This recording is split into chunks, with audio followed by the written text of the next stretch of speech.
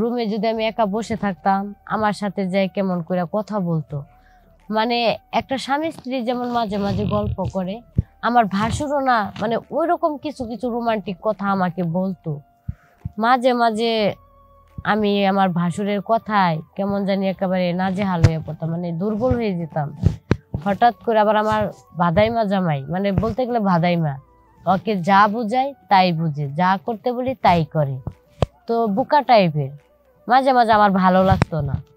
তো এরকম করে আমার ভাসুরের সাথে একদিন, 2 দিন, 3 দিন কথা বলতে বলতে বলতে বলতে ভাসুরের সাথে আমার একটা সম্পর্ক তৈরি হয়ে যায়, যেটাকে বলে প্রেম, রিলেশন। আমি তার সাথে রিলেশনে জড়িয়ে গেছিলাম।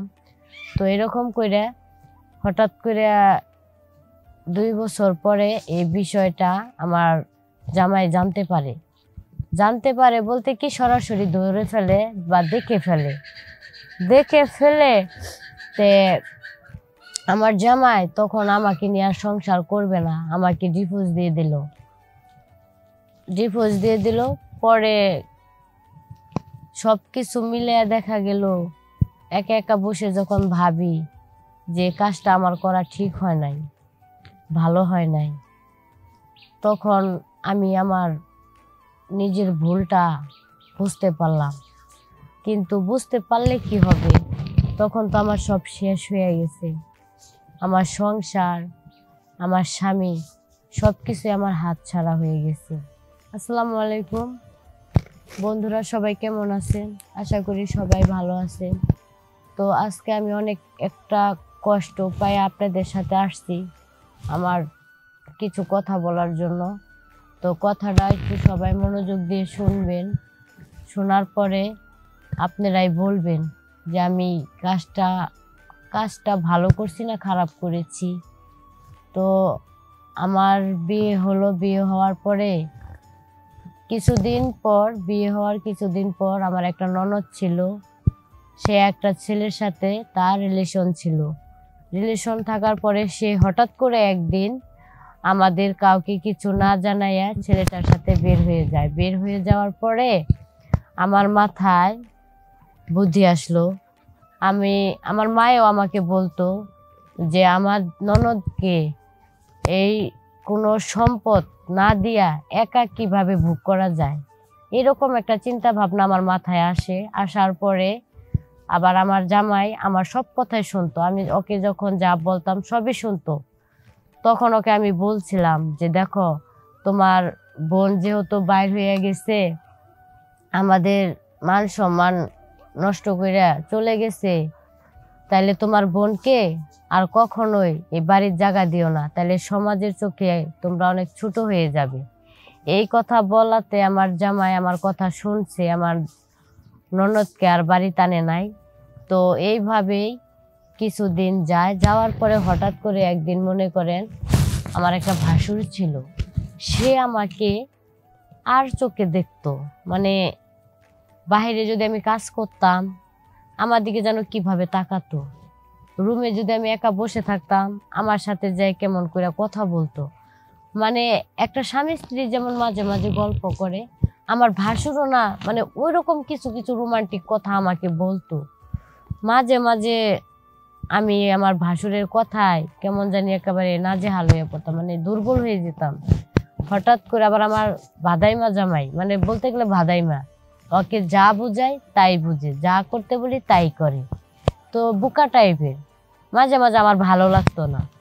তো এরকম করে আমার ভাসুরের সাথে একদিন, 2 দিন, 3 দিন কথা বলতে বলতে ভাসুরের সাথে আমার একটা সম্পর্ক তৈরি হয়ে যায়, যেটাকে বলে প্রেম, রিলেশন। আমি তার সাথে রিলেশনে জড়িয়ে গেছিলাম।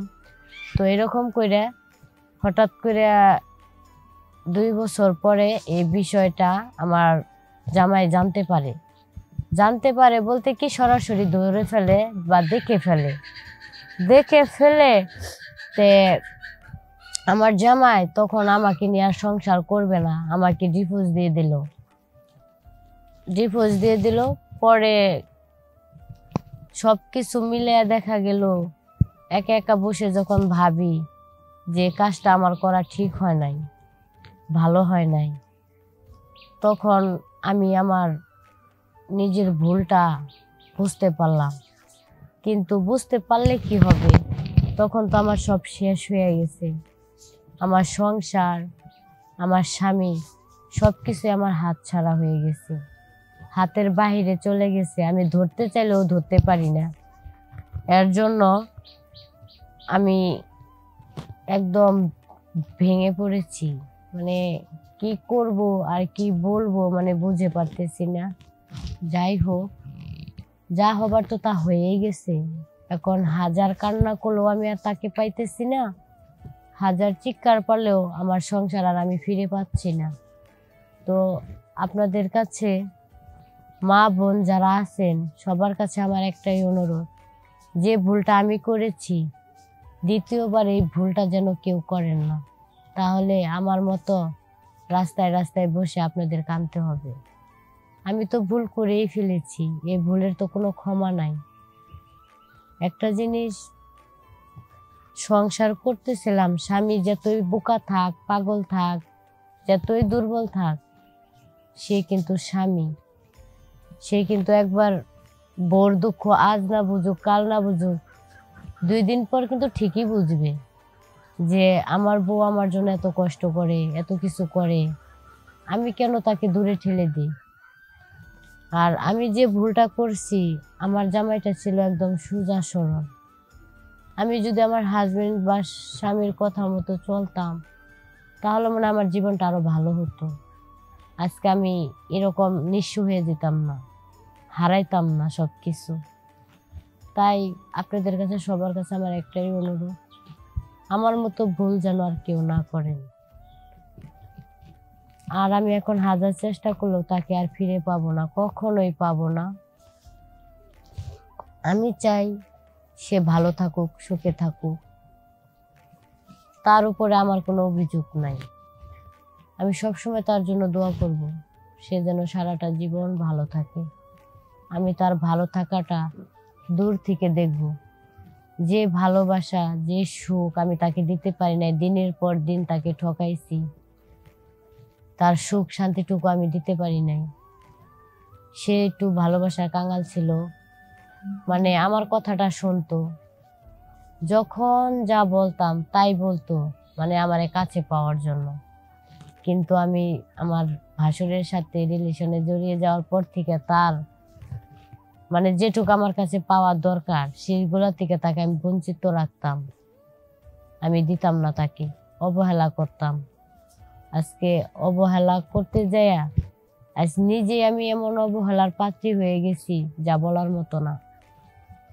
তাই আপনাদের সবাইকে বলি, যে যাই করেন, স্বামী পাগল থাক, ছাগল থাক, যাই থাক, বেকুব থাক, তাও কিন্তু সে স্বামী দিন শেষে আপনাকে অনেক ভালোবাসবে। স্বামী বোকা হলেও ছাড়তে নাই, তার পায়ের নিচে থাকতে হয়। আর আমি তা তো করি নাই। সে আমার একটু ভালোবাসা পাওয়ার জন্য আমি যা যা বলতাম তাই তাই করতো। আর ভাসুরের সাথে রিলেশন করতে যাইয়া স্বামীও হারাইলাম, আমার সংসারও হারালাম। তাই আপনাদের কাছে বলি, যে যাই করেন, আমার মতো এই ভুলটা কেউ করবেন না। তো আমার এই ভিডিওটা সবাই বেশি বেশি দেখবেন, আর মা বোনদেরকে দেখার সুযোগ করে দিবেন যে আমার মতো এই ভুলটা যেন কেউ না করে। আমার ভিডিওটা সম্পূর্ণ না টেনে শেয়ার অপশনে যায় 3 বার ক্লিক করবেন। ওখানে আমার হোয়াটসঅ্যাপ নাম্বার, ইমো নাম্বার দেওয়া আছে, সবাই কমেন্ট করে যাবেন।